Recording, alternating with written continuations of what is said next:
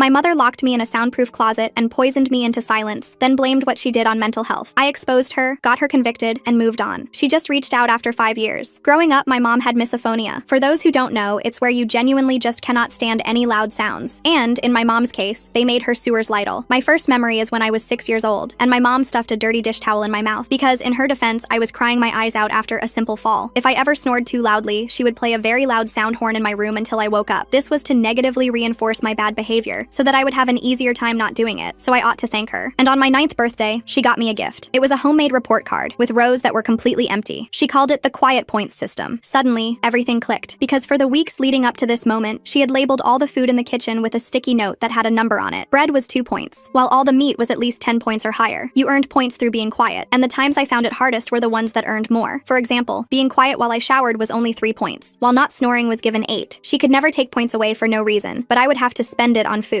meaning I'd always have to do something to earn it. And at the time, I was just a 9-year-old with big brown eyes filled with light, and a heart that loved her mommy. So I just shrugged and wrapped my arms around her, not saying a word so as to not trigger her misophonia. Plus, I was used to being quiet anyway, so I didn't think this would change anything. The next morning when I woke up, I followed my usual routine. Slowly drew back the curtains, waited until I arrived at the school bathrooms to get changed out of my pajamas, all whilst having an overly grimaced face, all in the name of keeping the house quiet. And apparently this pleased my mom a lot, because when I got home from school, she handed me the report card she had gotten me for my birthday. In big bold lettering it said 30 points, followed by multiple smiley faces and hearts. And before I could say anything, she opened the fridge and showed me the selection I had to pick from for dinner. I could pretty much afford everything except my favorite ice cream, so I chose my favorite, steak. And we enjoyed it together like any other healthy family. Lol JK. She made the steak extremely overcooked, so I couldn't swallow it without chewing super hard. And as a misophonic person, mouth sounds are deadly to my mother. I tried to chew extremely slowly, producing as much saliva as possible to help break down the meat. After 5 minutes of painfully slow chewing one piece, I couldn't take it anymore. I discreetly spit it out into a tissue, deciding I would eat nothing that day. But she still wasn't happy. "What the F are you doing?" my mom yelled. "A cow died for you today. The least you can do is eat it all. Put it back in your mouth, now." My tiny fingers immediately unraveled the white tissue and shoved it back into my mouth. On the way in, I had my mouth open and my tongue smacked against the roof of my mouth. I immediately went completely still, hoping she wouldn't notice. But I was too late. The room was silent as she banged both her fists against the flowery tablecloth. "You disgraceful beach!" she yelled at the top of her lungs. She grabbed the report card back from me and burned it on the stove. "You think I can't make you suffer the same way you make me suffer? Think again." I was already in a lot of fear, but that's when she grabbed my hands and shoved them towards the stove. "The burning pain you feel is only 20% of how I feel when you make noise. Remember that." Luckily, she never actually put my hand in the fire, and I didn't burst into tears. Heck, it didn't even make me cry. Not because I didn't feel upset, I did. And not because I didn't want to, I absolutely did. But because I didn't want my mom to punish me for making noise while crying. So I quietly tiptoed to bed, and ended up having oxygen for dinner, and breakfast, and lunch, and dinner again. You see, that one moment had made me go into the minus zone on my meal points. So I had nothing to buy my meals with. But my mom was a good person. She wasn't like other abusive parents that keep you healthy enough so as to not raise alarm bells. So, after 3 days of pure starvation, I fainted in school. It was only for 20 seconds, but everyone was really worried, especially since the first thing I said when I woke up was, "I'm sorry, I didn't mean to fall so loudly, please don't starve me anymore." Lol. The guidance counselor pulled me into her room and handed me a Hershey's milk chocolate bar, a banana, and a Kind bar. I chewed them so quickly I was gagging. When I was done, I looked back up at her and her eyes were filled with tears, while her face went ghost white. She didn't even ask or say anything, just told me they were calling CPS. The guidance counselor's hands shook as she reached for her phone. I watched her dial the numbers, each beep making my stomach twist tighter. She kept glancing at me between pressing buttons, like she was checking I wouldn't disappear. "Yes, this is Mrs. Henderson at Oakwood Elementary. I need to report a case of suspected child abuse and neglect." Her voice cracked on the last word. She gave them our address, my name, my mother's name. Each detail felt like another nail in a coffin I couldn't identify yet. While she talked, I sat completely still. My body had learned that stillness meant safety, that movement created sound, and sound created pain. Even with my stomach finally full, the habit remained. I counted my breath silently, making sure each inhale and exhale made no noise. Mrs. Henderson hung up and turned back to me. "Sweetie, some people are going to come talk to you. They just want to make sure you're safe." She pulled her chair closer, and the scraping sound made me flinch. "Can you tell me more about what's been happening at home?" I opened my mouth, then closed it. The words felt too loud before I even spoke them. But Mrs. Henderson waited, her face patient and kind in a way that made my chest hurt. "My mom has misophonia," I whispered, so quietly she had to lean forward. "Sounds make her want to hurt herself, so I have to be quiet." "And the food? Tell me about not being able to eat." I explained the point system, how I earned quiet points for not making sounds, how each food cost points, how I'd gone negative after making a mouth sound while eating. Mrs. Henderson's face got paler with each detail. She made me put the chewed up meat back in my mouth from the tissue, I added, the memory making my stomach turn. Then she held my hands near the stove. She said the burning was only 20% of how sounds made her feel. Mrs. Henderson wrote everything down, her pen moving fast pressed across the paper. How long has this been happening? The point system started on my birthday, but the being quiet. I tried to think back. Always. She put a dish towel in my mouth when I was 6 because I cried after falling, and she uses a sound horn when I snore. The door opened and Principal Morrison walked in with 2 people I didn't recognize. A woman with short gray hair and kind eyes, and a younger man with a clipboard. "This is Ms. Rodriguez from Child Protective Services," Principal Morrison said, "and Mr. James, her colleague. They're here to help." Ms. Rodriguez sat down across from me. "Hi there. I know this might be scary, but we're here to make sure you're safe. Can you tell me what happened today?" I repeated the story, each telling making it feel more real and more terrifying. They asked questions about bruises. I didn't have any visible ones. About how often I ate, depending on my points. About whether anyone else knew. No one. "We're going to need to go to your house," Ms. Rodriguez said gently, "to talk to your mom and see your living situation. But first, I think the nurse should check you over. Make sure you're physically okay." The walk to the nurse's office felt endless. Other kids were in class, their muffled voices coming through doorways. Normal kids who could laugh and talk and eat without earning it. Nurse Patricia weighed me first. 72 pounds, she said, frowning. "That's quite underweight for your age and height." She checked my blood pressure, looked in my eyes and throat, listened to my heart. Each test required me to move or breathe in ways that made sound, and I kept apologizing. "Honey, you don't need to apologize for breathing," she said, but I couldn't stop. She documented everything while Ms. Rodriguez watched. The way my ribs showed, the dark circles under my eyes, how I flinched at every sound I made. "When did you last eat before today?" Nurse Patricia asked. 3 days ago. I had steak, but I couldn't chew it quietly enough. She exchanged looks with Ms. Rodriguez. "We need to take her to the hospital for a full evaluation." "No!" The word burst out louder than I'd spoken in months. "My mom will know. She'll know I made noise that I told.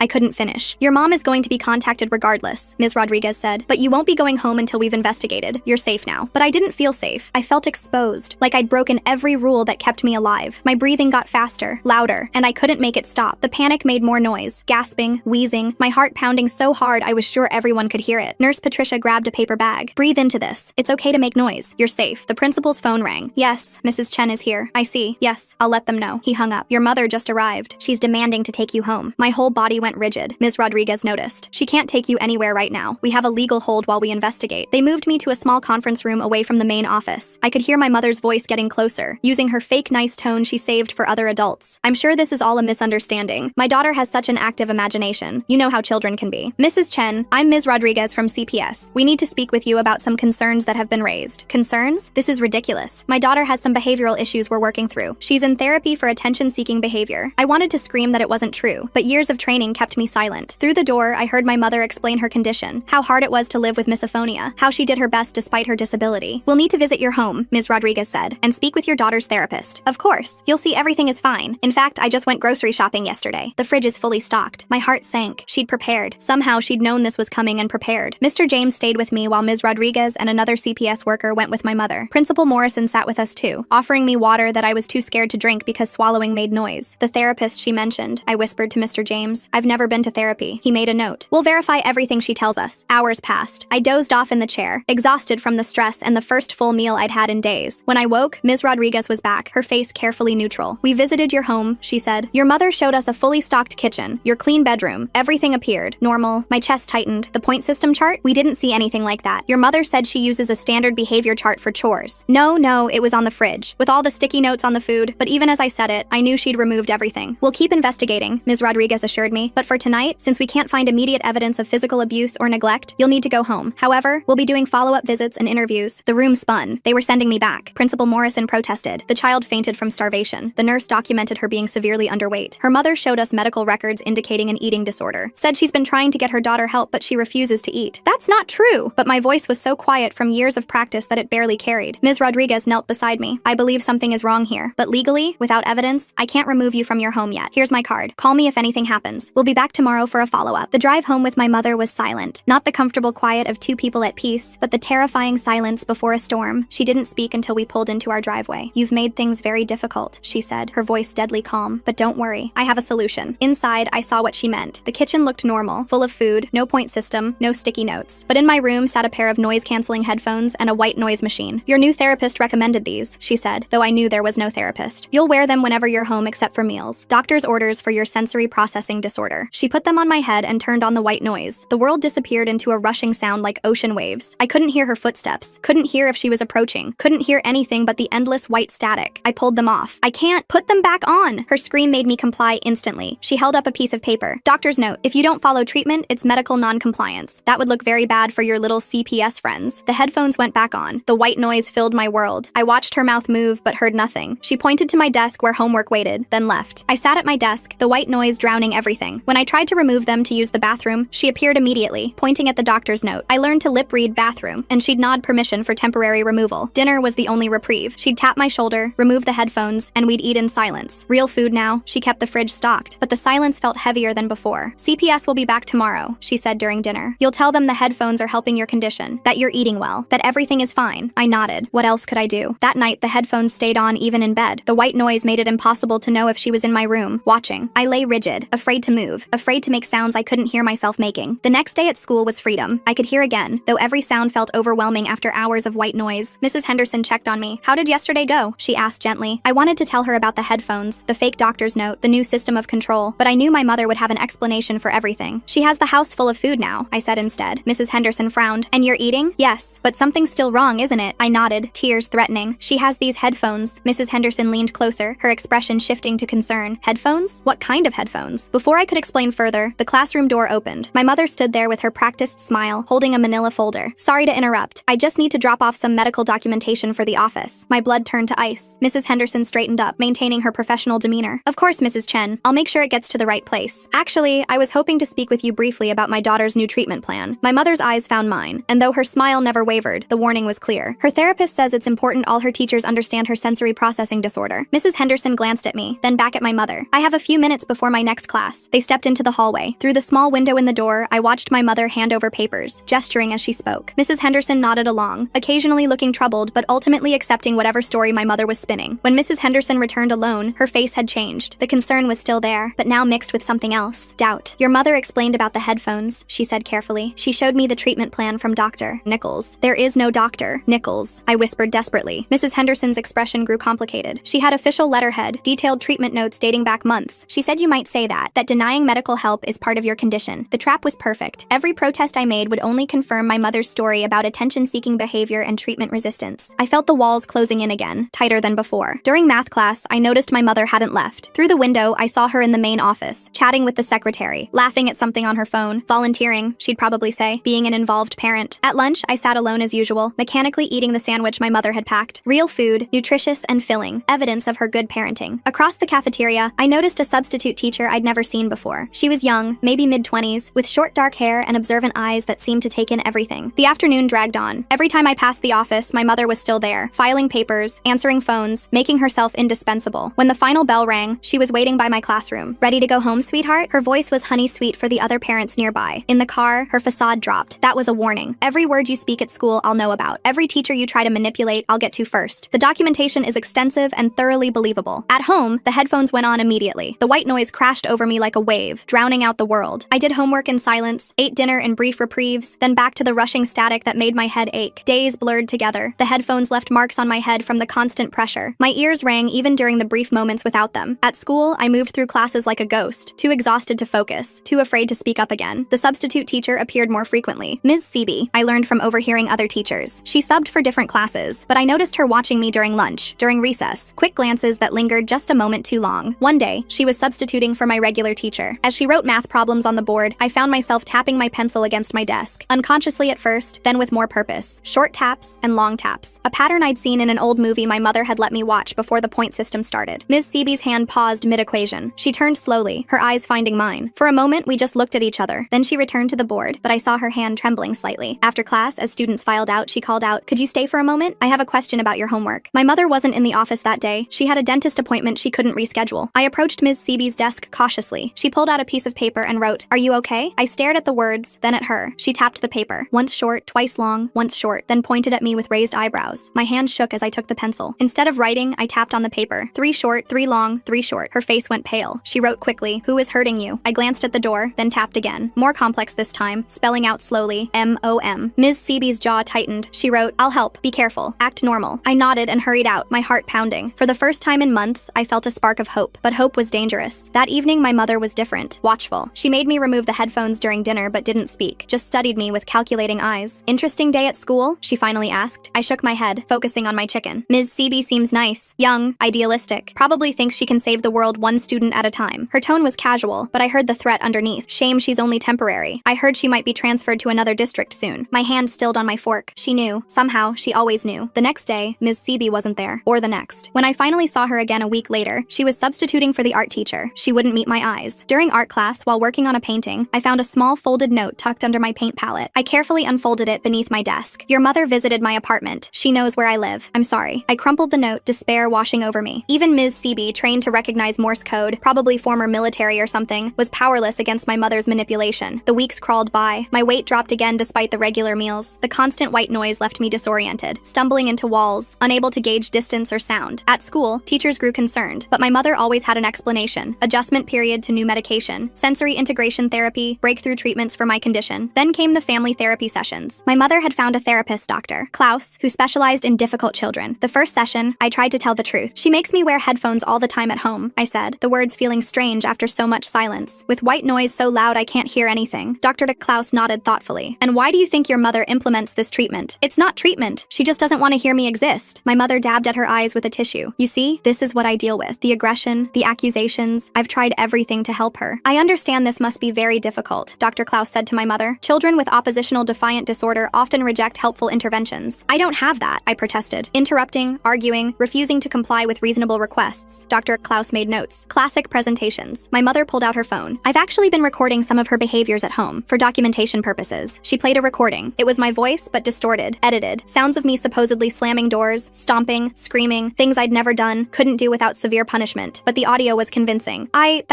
stammered. Denial is also typical, Dr. Klaus said. Mrs. Chen, I think we need to consider more intensive interventions. The sessions became weekly torture. My mother would play her edited recordings, show her fabricated documentation, cry about how hard she tried. Dr. Klaus ate it up, prescribing medications that made me foggy, recommending stricter behavioral controls, validating every twisted narrative my mother spun. I stopped protesting. What was the point? Every word I said was twisted. Every truth I told became evidence of my condition. At school, I grew more isolated. The other kids whispered about the weird girl who wore headphones at home, who had to see a special doctor, who made up stories about her mom. Even teachers kept their distance, warned by my mother about my manipulative tendencies. One day, in desperation, I started leaving tiny notes in hidden places, under desks, behind books, in bathroom stalls, simple messages, help me. My mom is lying. Please believe me. For a week, nothing happened. Then I saw my mother in the library volunteering again. She was thorough, cleaning every surface, checking every book. My heart sank as I watched her pocket something small and white. That evening, she presented a folder to Dr. Klaus during our session. I found these at school. She's been leaving them everywhere, trying to get attention. Dr. Klaus examined the notes with a grave expression. This escalation is concerning. Have you considered inpatient treatment? No. The word tore from my throat. Please, I'll stop. I'll be good. I'll be quiet. My mother's eyes glinted with satisfaction. See how she bargains? Classic manipulation. I think we should increase her medication, Dr. Klaus said, and perhaps implement a more structured behavioral plan at home. The new pills made everything worse. The world felt wrapped in cotton, my thoughts slow and sticky. Combined with the constant white noise, I existed in a bubble of sensory deprivation. Days blended together in a haze of muffled sound and foggy consciousness. My mother added cameras to my room, for my safety, she told Dr. Klaus. Now she watched everything. When I slept, when I changed, when I did homework. The headphones stayed on even in the bathroom now, except for the brief moments needed for basic hygiene. I learned she'd been documenting everything for years. During one therapy session, she produced journals dating back to when I was 4. Detailed accounts of my supposed noise-making, my deliberate attempts to trigger her misophonia, my malicious behavior. All fiction, but meticulously crafted. You can see the pattern, she told Dr. Klaus, flipping through pages of lies. The escalation over time. I've tried so hard to be patient, to understand, but she seems determined to hurt me. I wanted to scream that none of it was real, but the medication made it hard to form words. My protest came out slurred, confused, which only reinforced her narrative of a disturbed child. School became my only escape from the headphones, but even that was tainted. My mother volunteered 3 days a week now, always watching, always nearby. Teachers praised her dedication. Other parents admired her strength in dealing with such a difficult child. The substitute teacher, Ms. Seaby, still appeared occasionally. She'd learned to avoid me, but sometimes I caught her watching with haunted eyes. Whatever my mother had done to scare her, it had worked. One morning, I woke up dizzy. The room spun when I sat up, and I had to grip the bed frame to keep from falling. The medication doses had increased again, and I suspected my mother was adding extra to my food. At breakfast, I struggled to lift my spoon. My mother watched with false concern. You seem tired, sweetheart. Maybe you should stay home today. No, I managed. School meant no headphones. School meant a break from the white noise that was slowly driving me insane. If you insist, she said, but I saw her make a note in her journal. At school, I could barely stay awake. During PE, while attempting to run laps, my legs gave out. I collapsed on the track, the world tilting sideways. I woke in the nurse's office again. Nurse Patricia was taking my blood pressure. Her face creased with worry. Your blood pressure is very low, she said, and your pulse is irregular. What medications are you taking? I tried to remember the names, but my thoughts were too fuzzy. Pills, I mumbled. For my condition, she frowned. I need to see a medication list. This could be an interaction issue. My mother arrived within minutes, as if she'd been waiting for the call. She handed over a typed list to Nurse Patricia, explaining each medication, the dosages, the prescribing doctor. These doses seem very high for a child her age, Nurse Patricia said carefully. Dr. Klaus is a specialist, my mother replied smoothly. He knows what he's doing. Perhaps you'd like to call him? She produced Dr. Klaus's business card. Nurse Patricia did call, and I listened to her side of the conversation, growing more subdued as Dr. Klaus no doubt explained my severe behavioral disorders and the necessity of aggressive treatment. When she hung up, Nurse Patricia looked defeated. He says the medications are appropriate for her condition, but I'm going to document this incident thoroughly. My mother's smile was razor sharp. Of course, documentation is so important. As she drove me home, my mother was silent until we reached a red light. Then she turned to look at me. You're getting sloppy, she said quietly, making scenes, drawing attention. That needs to stop. The medicine makes me sick, I whispered. The medicine keeps you manageable, she corrected. Would you prefer the alternative? I didn't ask what the alternative was. I already knew. The soundproof closet she'd built in the basement, discovered during one of my foggy explorations while she was at the store. A small, dark space with padding on the walls, a lock on the outside. That night, she showed me a new journal entry she was writing. Daughter exhibited substance-seeking behavior today. Attempted to convince school nurse to change her medications. When confronted, became agitated and accusatory, concerning escalation in manipulative behaviors. Everything was backwards. Every cry for help became evidence against me. Every symptom of her abuse became proof of my illness. The next morning, I could barely get out of bed. My mother had to practically carry me to the car. At school, I slumped at my desk, the world swimming in and out of focus. Mrs. Henderson noticed immediately. She knelt beside my desk during independent reading time. Are you feeling all right? I wanted to tell her everything. The medications, the edited recordings, the soundproof closet waiting in the basement. But the words wouldn't come. My tongue felt too heavy, my thoughts too scattered. Medicine, I managed to whisper. She glanced toward the door where my mother was undoubtedly lurking somewhere in the building. I'm going to talk to the principal, she said quietly. This isn't right. But by lunch, I saw Mrs. Henderson in the principal's office with my mother. Through the window, I watched my mother pull out her phone, show something on the screen. Mrs. Henderson's face went pale. She nodded slowly, then left the office without looking back. My mother caught my eye through the window and smiled. That afternoon, Mrs. Henderson avoided me. When I tried to approach her desk after class, she busied herself with papers. You should get to your next class, she said without looking up. Another ally lost. Another adult who'd tried to help, silenced by whatever my mother had shown her. I wondered what it was this time. Edited videos of me being violent, fabricated threats I'd supposedly made. The possibilities were endless when you controlled the narrative. The days blurred worse after that. My mother increased the medications again, claiming I was showing increased agitation at school. The white noise from the headphones mixed with the fog in my brain until I wasn't sure what was real anymore. Sometimes I thought I heard her voice through the static, whispering things I couldn't quite make out. Sometimes I woke up in different clothes than I'd gone to bed in, with no memory of changing. The cameras in my room recorded everything, but I never saw the footage, just knew it existed, another weapon in her arsenal. During a particularly bad week, when I could barely walk straight, the fire alarm went off at school. The sudden loud noise sent panic through my medication-dulled system. I tried to stand, to follow the evacuation procedure, but my legs wouldn't cooperate. I made it 3 steps before crashing to the floor. This time, I didn't get up. I woke in the hospital. The beeping of machines and the absence of white noise was so jarring, I started crying. A doctor I didn't recognize was examining me, her face serious. Can you tell me what medications you're taking? She asked gently. I tried to remember, but my mother appeared in the doorway before I could speak. Oh, thank goodness, she cried, rushing to my bedside. I was so worried. She hasn't been taking her medications properly, hiding them, spitting them out. Dr. Klaus warned this might happen. The doctor frowned. The blood tests show extremely high levels of sedatives in her system, far above therapeutic doses. She must have taken extra, my mother said quickly. She's been hoarding them. I found a stash in her room just yesterday. I was about to call Dr. Klaus about it. I need to speak with the patient alone, the doctor said firmly. My mother's grip on my hand tightened painfully. Of course, but you should know she's been diagnosed with severe oppositional defiant disorder and a tendency toward manipulation. Dr. Klaus can provide full documentation. After she left, the doctor pulled her chair closer. I'm Dr. Sarah. I want to help you. Can you tell me what's really happening? I wanted to trust her. Her eyes seemed kind, her concern genuine, but I'd trusted before, and it always ended the same way. My mom gives me the medicine, I whispered, more than the bottles say. Dr. Sarah made notes. Has anyone else noticed this? Everyone notices. No one does anything. The words came out bitter, hopeless. She has documentation for everything. Recordings, videos, journals going back years. What kind of recordings? I tried to explain the edited audio, the fabricated evidence, but I could see the doubt creeping into her eyes. It sounded crazy, even to me. A mother meticulously crafting years of false documentation to abuse her child while appearing to be the perfect parent? Who would believe that? Dr. Sarah ordered more tests, spoke to Dr. Klaus on the phone, reviewed my mother's documentation. With each conversation, her initial concern faded into professional distance. By the time I was discharged 2 days later, the narrative was set. I'd been hoarding medication and took too much in a cry for attention. My mother was praised for her vigilance in finding my stash and seeking help. The ride home was silent except for the white noise pumping through my headphones. My mother had brought them to the hospital, explaining to the staff that they helped with my sensory issues. At home, she led me straight to the basement. The soundproof closet was smaller than I'd remembered, maybe 4 feet by 4 feet, with thick padding on every surface. No light switch inside, just darkness once the door closed. Dr. Klaus agrees you need more intensive intervention, she said calmly. This is a safe space for you to work through your behaviors without hurting yourself or others. Please, I begged, but she was already guiding me inside. 2 hours to start, she said. We'll work up from there. The padding blocks all sound, so you can make all the noise you want. Therapeutic, really. The door closed. The lock clicked. Darkness swallowed me whole. In the absolute silence and darkness, time lost meaning. Was it minutes or hours? My medication-foggy brain couldn't track it. I tried counting seconds, but kept losing track. Starting over, losing track again. When the door finally opened, the light was blinding. My mother helped me out, her touch gentle, her voice concerned. How do you feel? Did it help? I couldn't speak. My throat was raw from screaming I couldn't even hear. She marked something in her journal. We'll try again tomorrow. Dr. Klaus says consistency is key. The pattern established itself quickly. School, where I struggled to stay conscious through classes. Home, where the headphones went on immediately. Dinner, medication hidden in my food, then the closet for therapeutic isolation. I tried leaving notes at school again, but my handwriting had deteriorated from the medication. The words came out shaky, illegible. When a teacher found one, they brought it straight to my mother during her volunteer shift. See what I mean? She told them sadly. The writing exercises Dr. Klaus recommended aren't helping. If anything, she's regressing. Ms. Seeby appeared less and less. When I did see her, she looked hollow, frightened. Whatever my mother had done to her went beyond simple threats. I wanted to ask, but we were never alone, and I could barely form coherent sentences anyway. One day, during a brief moment of clarity between medications, I realized my mother had been preparing for this my whole life. Every documented incident, every piece of evidence, every professional she'd fooled, it was all intentional. She'd built an impenetrable fortress of lies with me trapped inside. The school held a meeting about my deteriorating condition. I sat there, swaying slightly from the medication, while adults discussed my fate. My mother presented her evidence, the journals, the recordings, the notes I'd left, the medication hoarding, the hospital incident. We're considering residential treatment, she told them, tears in her eyes. Dr. Klaus knows an excellent facility that specializes in cases like hers. Principal Morrison looked troubled. This seems like quite an escalation. Perhaps we should get a second opinion? My mother's face hardened for just a moment before the tears returned. Of course, if you think that's best. Though I worry about the delay. She's getting worse every day. Mrs. Henderson spoke up quietly. I've noticed she seems heavily medicated. Perhaps that's contributing to— Are you a medical professional? My mother interrupted. Because Dr. Klaus is. As was Dr. Sarah at the hospital. As is her pediatrician who signs off on all her prescriptions. I'm doing everything I can to help my daughter. And frankly, these accusations are hurtful. The meeting ended with apologies to my mother and promises of support. Another victory for her, another defeat for me. That night, the closet time extended to 4 hours. In the darkness, I felt my sanity slipping away. The combination of sensory deprivation, medication, and isolation was breaking me down exactly as she'd planned. When I emerged, I could barely stand. She had to help me up the stairs, her grip firm, but not gentle anymore. You're almost there, she whispered, almost ready for the next phase. I didn't ask what the next phase was. In my medication-addled mind, I already knew. She was going to make me disappear, just like the child she'd had before me, the one who'd moved away to live with relatives, the one no one could contact. The thought should have terrified me. Instead, I felt only exhausted acceptance. She'd won. She'd always been going to win. But then, during library time at school, something unexpected happened. I was slumped at a table, pretending to read while fighting to keep my eyes open, when someone sat down across from me. It was Ms. Seeby. She looked different, thinner, with dark circles under her eyes that matched mine. She didn't speak, just slid a book across the table. Inside the cover was a single line written in pencil. She did this to another child. I found proof. My heart, sluggish from medication, tried to race. I looked up at her, hope and fear warring in my chest. She glanced around, then wrote more. The guidance counselor is building a case. Real evidence. Hold on. Before I could respond, she was gone, leaving the book behind. I tucked it into my backpack, the first spark of hope I'd felt in months. That evening, my mother seemed agitated. She kept checking her phone, pacing the kitchen while I ate dinner in silence. There's been some staff turnover at your school, she said finally. Nothing for you to worry about. But I could see the calculation in her eyes, the wheels turning as she adjusted her plans. Something had shifted, and she knew it. The medications that night tasted different, stronger. I fought to stay conscious, knowing that falling asleep might mean never waking up, or waking up somewhere far from here, where no one would ever find me. As darkness crept in despite my efforts, I heard her on the phone with Dr. Klaus. Yes, I think it's time. The residential facility you mentioned, how soon could they take her? The last thing I remembered was her standing in my doorway, silhouetted against the hall light. Soon, sweetheart, she said softly. Very soon, this will all be over. I woke to my mother shaking me roughly. The room was still dark, but I could make out her silhouette against the hallway light. My head felt like it was stuffed with wet cotton from whatever she'd put in my dinner. Get up, we're leaving. Her voice was clipped, urgent. I tried to sit up, but my limbs felt disconnected from my body. She yanked me upright, shoving clothes into my arms. The headphones were already on my head, the white noise drowning out whatever else she was saying. She dragged me to the car, practically throwing me into the back seat. Through the medication haze, I noticed suitcases in the trunk. We were really leaving. The residential facility Dr. Klaus mentioned, or somewhere worse. The car started moving. I pressed my face against the cold window, watching our house disappear. My mother kept checking the rearview mirror, her knuckles white on the steering wheel. At a red light, she turned to look at me. Her lips moved, but I couldn't hear through the white noise. She reached back and ripped the headphones off. Listen carefully. When we get there, you say nothing. You're sick. You need help. That's all anyone needs to know. Where are we going? My voice came out slurred. Somewhere they understand difficult children. She shoved the headphones back on. The drive felt endless. I dozed fitfully, waking each time we stopped. Gas stations, rest stops, all blurring together. My mother never let me out of the car, just handed me water and crackers that tasted like chalk. Dawn was breaking when we finally stopped. Through bleary eyes, I saw a large huge building surrounded by high walls. It looked more like a prison than a treatment center. My mother pulled me from the car, her grip bruising on my arm. At the entrance, a woman in scrubs was waiting. "Mrs. Chen, we've been expecting you." Dr. Klaus called ahead. They spoke over my head while I swayed on unsteady feet. Papers were signed. Money changed hands. The woman in scrubs took my other arm. "We'll take good care of her," she assured my mother. My mother knelt in front of me, her face a mask of false concern. "Be good. Do what they tell you. This is for your own good." Then she was walking away, getting in the car, driving off without looking back. The woman in scrubs led me inside. The doors locked behind us with a heavy click. She removed my headphones, and the sudden absence of white noise made me dizzy. "Welcome to Peaceful Meadows. I'm Nurse Ratched. Let's get you settled." She led me through sterile hallways that smelled like disinfectant and despair. Other children passed us, all with the same vacant expressions, the same shuffling walk. This wasn't a treatment center. It was a warehouse for unwanted kids. My room was small, white, empty, except for a bed bolted to the floor. No windows. A camera in the corner, its red light blinking steadily. "Medication time is at 8, noon, 4, and 8, Nurse Ratched said. "Meals in the cafeteria, no talking during quiet hours. Break the rules and you'll spend time in the reflection room." She left, locking the door behind her. I collapsed on the thin mattress, finally allowing myself to process what had happened. My mother had won. She'd successfully disappeared me just like the other child Ms. Seeby mentioned. But Ms. Seeby had found proof. Mrs. Henderson was building a case. They knew something was wrong. They had to be looking for me. Days passed in a medicated blur. The pills here were different, but just as numbing. I shuffled to meals, sat through group therapy, where we weren't allowed to actually speak, stared at white walls during reflection time. I tried to keep track of time, but the days blended together. No windows, no clocks, no way to know if it had been a week or a month. The other kids didn't talk about how long they'd been here. Some looked like they'd forgotten there was an outside world at all. Then one day during lunch, something changed. Nurse Ratched was called away urgently. The other staff members huddled by the door, whispering frantically. Through the cafeteria windows, I saw police cars in the parking lot. My heart began to race. They'd found me. Someone had finally believed the truth and come looking. But the police cars left without entering the building. The staff returned to their posts, watching us more carefully than before. Whatever had happened, it wasn't about me. That night, unable to sleep, I heard voices in the hallway. Nurse Ratched and someone else, arguing in hushed tones. They're asking questions about the Chen girl. Someone filed a missing person report. Her mother has all the paperwork. Legal commitment, signed by a licensed psychiatrist. Still, if they come back with a warrant, they won't. Dr. Klaus assured us everything is in order. My spark of hope flickered and died. Even here, my mother's web of lies protected her. More days passed. The medications made it hard to think, hard to plan. I stopped trying to count the days, stopped hoping someone would come. This was my life now. Then during morning medications, I noticed something different. The nurse handing out pills wasn't one I recognized. She was younger, with kind eyes that actually looked at us instead of through us. When she reached me, she paused. Her hand shook slightly as she held out the paper cup of pills. As I took it, I felt something else pressed into my palm, a folded piece of paper. I quickly palmed it, pretending to swallow the pills while tucking the paper into my sleeve. The new nurse moved on without comment. Back in my room, I unfolded the paper with trembling hands. The writing was familiar, Ms. Seeby's careful script. "We know where you are. Hold on, soon." I ate the paper, not trusting anywhere to hide it. For the first time in weeks, I felt something other than numb acceptance. They hadn't given up. They were still fighting for me. The next few days, I watched everything more carefully. The new nurse appeared regularly, always during medication times. She never spoke to me directly, never gave any sign she was anything other than a new employee. But I noticed things. How she actually checked that other kids swallowed their pills, but never checked mine. How she sometimes stood where she could block the camera's view of me. How her shifts seemed to coincide with when the regular staff was thinnest. 3 days after the note, chaos erupted. I woke to sirens, lots of them. Through my door, I could hear running footsteps, shouting voices. Someone was pounding on the main entrance, demanding to be let in. My door flew open. The new nurse stood there, breathing hard. "We have to go, now." She grabbed my hand and pulled me into the hallway. It was pandemonium. Staff members were running in all directions. Some were shoving papers into shredders. Others were trying to corral confused kids back into their rooms. The nurse led me through a side door I'd never seen opened. We emerged into a loading dock where an unmarked van was waiting. Mrs. Henderson was behind the wheel, her face grim but determined. "Get in," she urged. As we pulled away, I saw police officers streaming into the building. Some were leading staff members out in handcuffs. Others were helping dazed children into ambulances. "Ms. Seeby found records," Mrs. Henderson explained as she drove. "Your mother had done this before. A child named Marcus, 5 years ago. He supposedly went to live with relatives, but Ms. Seeby tracked him down. He'd been in that place for 3 years before aging out of the system." My hands wouldn't stop shaking. "My mom? Arrested this morning. The police found the soundproof closet, the doctored recordings, everything. Dr. Klaus, too. Turns out he'd been taking bribes to commit children whose parents wanted them gone. The drive back felt surreal. Real sunlight, real air, freedom I'd thought I'd never have again. At the hospital, doctors ran tests, documenting the over-medication, the malnutrition, the psychological trauma. Ms. Rodriguez was there, tears in her eyes as she apologized for not seeing through my mother's lies sooner. "The system failed you," she said, "but we're going to make it right." Ms. Seeby came by, looking exhausted but relieved. She explained how she'd started investigating after my mother threatened her, how she'd found a pattern of complaints that were always dismissed, children who disappeared into the system. "Your Morse code saved your life," she told me. It made me dig deeper. The next weeks were a blur of police interviews, court hearings, medical appointments. My mother was charged with child endangerment, false imprisonment, and conspiracy. Dr. Klaus faced even more charges. charges. Apparently, I wasn't his only victim. During the trial, the full extent of my mother's planning came out. The years of fabricated documentation, the careful manipulation of every adult who tried to help, the calculated destruction of my credibility. Even the prosecutors seemed stunned by the thoroughness of her deception. She was convicted on all charges, 25 years in prison. Dr. Klaus got 30. The facility was shut down, its operators arrested, the children relocated to real treatment centers or foster homes. I was placed with my aunt, my mother's sister, who'd been searching for me since I disappeared. She was nothing like my mother. Warm, loud, encouraging me to make noise, to take up space, to exist without fear. The recovery wasn't easy. Years of conditioning don't disappear overnight. I still flinched at sudden sounds, still caught myself walking too quietly, still sometimes reached for headphones that weren't there. But slowly, with therapy, real therapy, and patience, I began to heal. I learned to speak above a whisper. I joined the school choir, surrounded myself with music and laughter and all the sounds my mother had forbidden. Mrs. Henderson visited regularly, bringing cookies and homework and normalcy. Ms. Seaby helped me with Morse code, turning my trauma into a skill I could be proud of. Even Ms. Rodriguez checked in, determined to prevent other children from falling through the cracks. The day I testified at my mother's sentencing, I spoke clearly and loudly. I told the court about the point system, the starvation, the soundproof closet. I looked her in the eye as I described years of torture disguised as parenting. She tried to speak, to spin one more lie, but the judge cut her off. I've heard enough. The evidence is overwhelming. The defendant will serve the maximum sentence. As they led her away, she turned to look at me one last time. I didn't flinch, didn't go silent. I stood tall and watched her disappear into the system she'd tried to trap me in. That night, my aunt made my favorite dinner, steak, cooked medium rare, tender enough to chew without effort. We ate together, talking and laughing, filling the house with all the sounds of a real family. I started 10th grade at a new school where nobody knew my story, made friends who didn't understand why I got so happy about simple things like humming in the hallway or tapping my pencil during tests. The nightmares faded, the flinching stopped. I learned to trust adults again, to ask for help without fear of punishment, to exist loudly and proudly in a world that no longer demanded my silence. On the anniversary of my rescue, I got a letter from Marcus, the boy who'd come before me. He thanked me for being brave enough to signal for help, for breaking the cycle. He was in college now, studying social work, determined to help kids like us. I wrote back, telling him about my new life, how I'd joined drama club, debate team, anything that required me to use my voice, how I was thinking about becoming a teacher myself, someone who would notice when children went too quiet. My aunt framed the court documents declaring my mother's loss of parental rights, not out of spite, but as proof that justice was possible, that truth could overcome even the most elaborate lies. I kept the Morse code book Ms. Seaby had given me, but now I used it for fun, teaching friends secret codes, tapping out jokes during boring assemblies. What had once been a desperate cry for help became just another way to communicate. The investigation revealed my mother had never actually had misophonia. It was all an elaborate excuse for control, a way to justify the torture. The real condition was hers, a pathological need to dominate, to silence, to erase. But she'd failed. I was still here, still breathing, still speaking, still making all the noise I wanted. On my 18th birthday, I stood in my aunt's kitchen, surrounded by friends and chosen family. As they sang happy birthday, loudly, joyfully, beautifully off-key, I closed my eyes and let the sound wash over me. I was free.